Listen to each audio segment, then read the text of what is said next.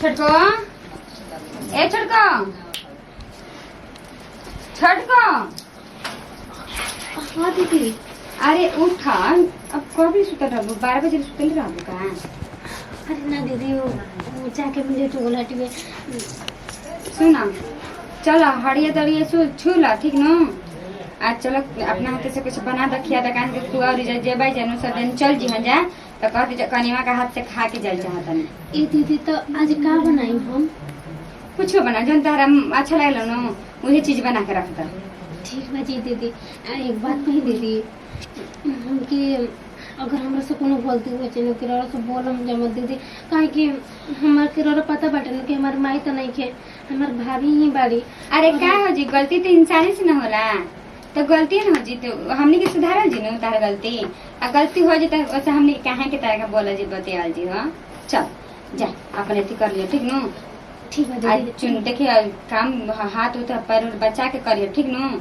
आ कौन चीज में जरूरत होई तो बोल उल दिया, चाहे हमरा के चाहे मजुलकी के चाहे देवर जी के ठीक न। दीदी आई तार नथुनिया गिरल बटे लगा ला।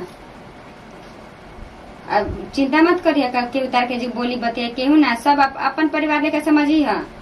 हमरा के बड़ बहन लेखा, मजुलकी के छोट बहन लेखा, देवर जी के भाई लेखा, सब कुछ ठीक है। ठीक है जी दीदी। जा ठीक है चलिए हम आवत बानी। ठीक बा आज बने से ठीक न। हाँ भगवान जी हम कितना पागल बनी, अभी तक लिए सुतले बनी वहाँ के हमारे जगह ना पाई है। जाता नहीं दादा खाना बनाए के बाटे आज हमारे वो में डरे लागत कि अगर कुछ गलत बन जाए तो हम का करब।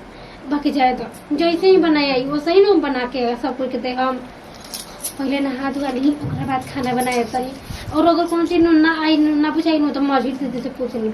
उससे तो हमारे बड़ बहन के तरह न बनी। बीच उसके मसाला धो दी तनी ओकरा के आराम पड़ी केन काहे तो हमरा ला तन कहीं कर ना न पाई काम। नया नहर में बिया कर कोनो चीज ना मिली उली ढूंढे तो रही करू ना पाई। ऐसे कहले एक दीदी जी गलती हो जी तो माफ कर दे। पीस उसके दे तनी बना ली खाली अपन नामे ना करे के बा कहां वो बन ले बिया, ये थोड़ी बा हम ही बना के देता नहीं। अरे नतिया के बेटा काहे ने के बर्तन कहीं ना के जी बर्तन मत रखल कर, मत रखल दिक्कत होला मसाला पीसे में। एक तो वहाँ के कूटले नहीं की सिलौटिया ऐसे मसाला पीसे में 10 घंटा लग गया। लेकिन कुछ कहा गोती में तो एक पीस उतरले बानी के कह ना सके हम गोतनी खराब दिया बढ़िया से साफ दीदी जी। हाँ हो अजी रौरा पीसतानी हम दिन को नौवा पीसती है ना हम पीसता नहीं तो रौरा काहे पीसतानी उना पीसी पीसी हो लेकिन पीसी लेकिन तो क्या हो जाए रौरा गजबे वो करे नाच बनाए के चाहिए जी। पागल हो। अच्छा तू बताओ ताहरा के कोई कोनो चीज बुझाइल रहे जब तू नया नया हो तो घर में बोला मान तनी तो ना रौरा पीसतानी कोई देखि त काट के बताओ नया नया कन्या बिया करत नहीं ओकरा रहते वही कनी के काम करता रही ना। अरे झटपट पीस के दे दे हम का करे के बाटे में वैसे मसाला में पीस के देता नहीं कि बनाओ थोड़ी बनी। ई सब काम करे के सिखाई ठीक नु नया नया जो करा के रत जिंदगी भर रौरे करत रह हम ज्यादा हो देखा जब ले तहन के गलती थी होई ना ना कोनो चीज तो हम ही ने तहन सिखाई ना दीदी जी अब मुझे तो खुद तो ने अपना से कर बुझा ठीक मम्मी जी रही तरह नहीं तरह कनी हम ई तरह के काम छोड़नी बुआ इले हम के काम छोड़ाई जी माने तनी। लेकिन अब 1-2 दिन ना भइले 15 दिन 1 महीना होके त खुद अपना करे लगी धरे लगी कहूं के ना पड़ी। आ तहने जन न घर के संभारे वाली से कुछ मान लगा कल हम मर गईनी तो के रही तहने जन न कर चुप रही दीदी जरूर ऐसा बतिया बोलते काहे करे मस्जिद मोरे और दूसरा ठीक नु एक देखो धरती पे जे आइल बे ओकरा एक दिन जाही के बारे जहां त नहीं जाइबो तो रोडियो का पाप कइले बानी बराबर करी ना मर दिन काहे के मरम जी। अरे तहन के पैर दुला रही त हम कब मरम हो पागल ना दीदी जी रोड ठीक कहता नहीं आप मरम ना दल जे हमनी के ठीक नु।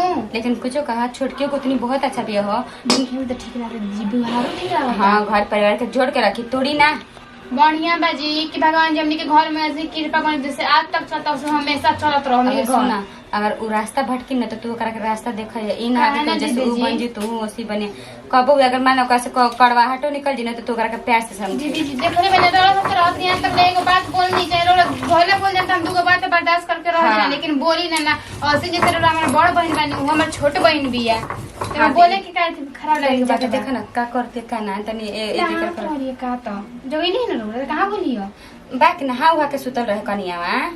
अच्छा कहा तानी कि 3 बजे भोरा में कॉल बाजत रहे। हाँ उहे नहात रहलिया हम बड़ी गनी हनु तो देखन को नहात रहलिया ही जाग जाती है लेकिन सूत गले ओकरा का बुझाई। हां ना ना बियाह से तो भइल बाटे तो सूती ना जब हमनी के ना बुझी तो वो अपना मन से का करी तू ही बतावा। ठीक है बाटे कनी हो ना कि और कोनो काम हो तो बता दी हम कर देतानी। जा देखो तो ओकरा के देखो तो ठीक है बाटे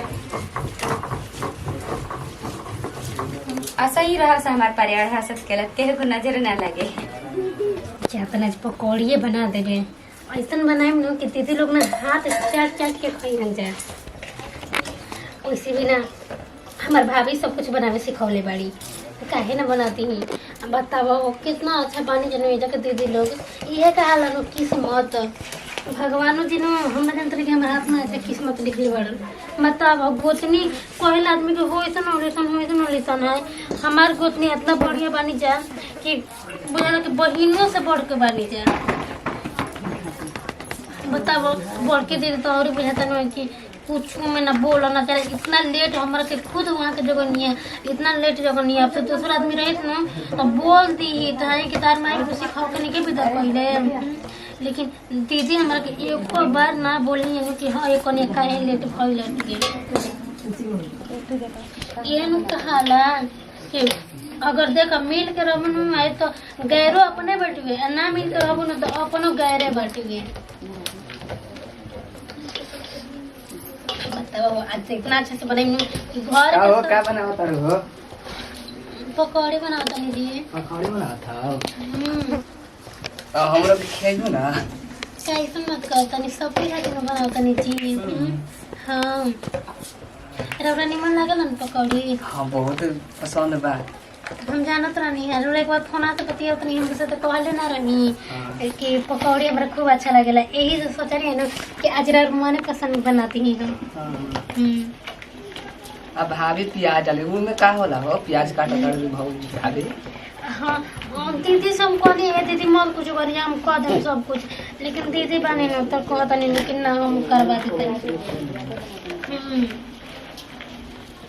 अब हो गई ना। हाँ जी हो गई तो थी अब खाली बेसन का बेसन का ए देवर जी अब रौरा का बनावे लगनी है ना बैठी ये दीदी बनवा दी का होइल बटे में ला जाए वाला कौन बात बड़ुए देर पानी डाल दी गिरा ना अमर डालो ढेर पातर हो जाए इतना ठीक बाटे। हाँ पकौड़ी ना करे के बटे में तो ढेर गीला करबुन तो छनाई ना फिरू ई न के रौरत कर देला मान ले कि नया नया बेहतर वाला कदम त कह जे मेहरानू के तन के सेवा करे बढ़िया टे पुण्य के काम हटे ठीक न तोहार गोतनी तो कर यार मेहरानू ये रौरा करी हमनी बनैहा ना तो सबसे पहले हमरा दिया ठीक न काहे जे शुरू हो जाता नहीं करो तो जल्दी टाइम बनाओ, हो जात गया ठीक न ठीक अब हो जाई। पहले जल्दी हाँ दीदी बहुत लगले पानी ना कि नमक मगना दे बटू ना। हाँ दीदी सब कुछ अब पानी मत डाला अब ना डाल दीदी हाँ मैं अलुआ धो के डाल के जल्दी से तनी तेलवा में छान दो सबके बैठल बाटे कि कब तू बनेबू ना त आदमी खाई ना तुम बने का अंगुरी आदमी चाट जाओ। दीदी रंग चिंता मत करी बहुत अच्छा से बनाई। हाँ हमरा विश्वास बाटे देखो ही में लगा कि तू काम धाम कइल बाड़ू ठीक नु सबको इंतजार करते हैं कनवे के हाथ से खाई कनवे के हाथ से खाई बड़ बड़ तरह के नेग मिलिया जी देख ली ह कि जब रन्ने के जरूरत नहीं कि बस रो सबके प्यार से हमरा हां एकदम जानते हैं लेकिन रसम नु हटे कि तार हाथ के जे खाइया जे नेग दिही कनी तेल ले बाड़ू। हाँ दीदी तेला बट है और जा तनी करिए बैठा के बना ठीक है गोइठा लगतनी ना गोइठा खत्म हो गया ले ले लागतनी ठीक है।